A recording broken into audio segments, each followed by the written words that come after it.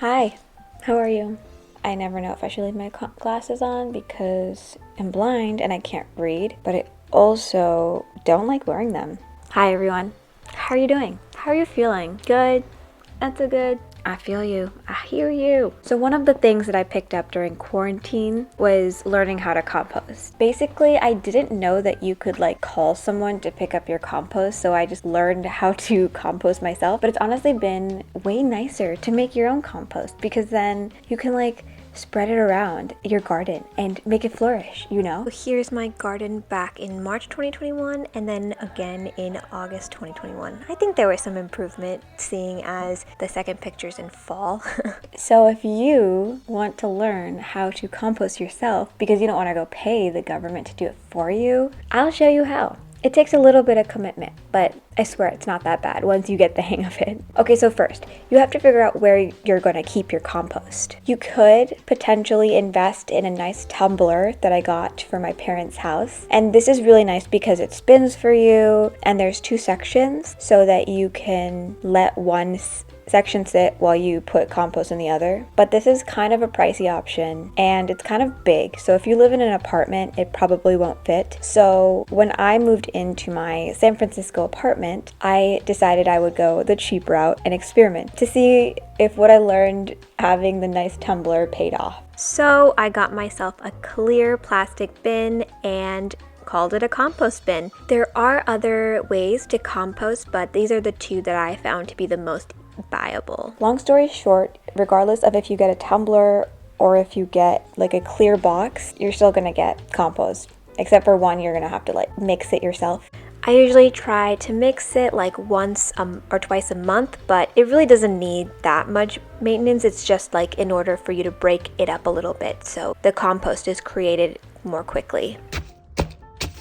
So once you have your container of wherever you're gonna keep your compost, you have to figure out the difference between green and brown compost. Here comes the fun part where you get to mix up your compost like it's a potion. It's a recipe. Often you can just look this up on Google, but here is a basic list of brown versus green material. What I learned is that there's carbon materials and nitrogen materials, and you need a mixture of both in order to create that final end compost that looks pretty and smells great. What I found is that it's harder to come by brown than it is green. So green compost is going to be anything that you probably have left after your kitchen. Watermelon peels, orange peels, vegetable leftovers, everything that you throw away after in the kitchen, basically. And then brown compost is more like twigs, newspapers, leaves, eggshells, nutshells. I think avocado shells count as brown, but I'm not sure.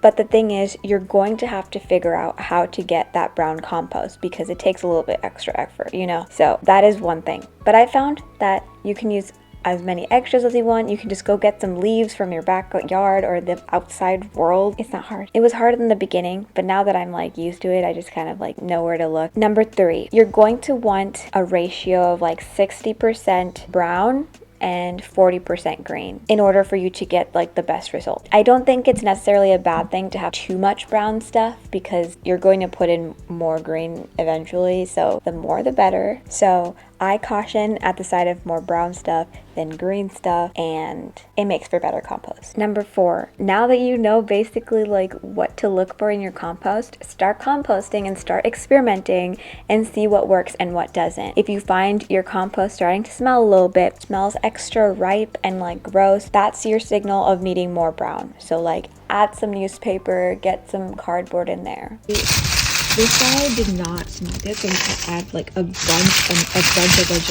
of leaves. If you find that it's really dry, put some water in it. Once you realize what the real compost is supposed to look like and smell like, you'll know what to achieve for it. What it looks like when it's done. And then step 5, just wait.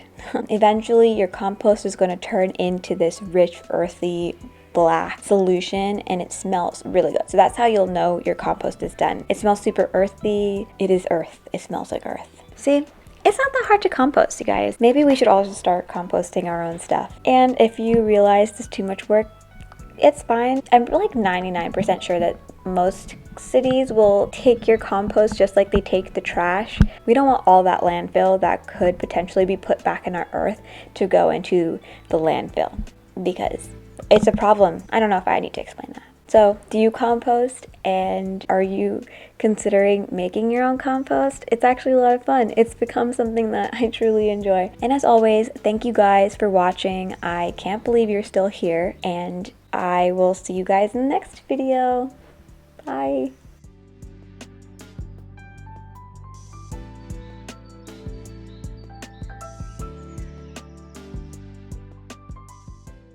My nuts fell out of my pocket because I listened to my community.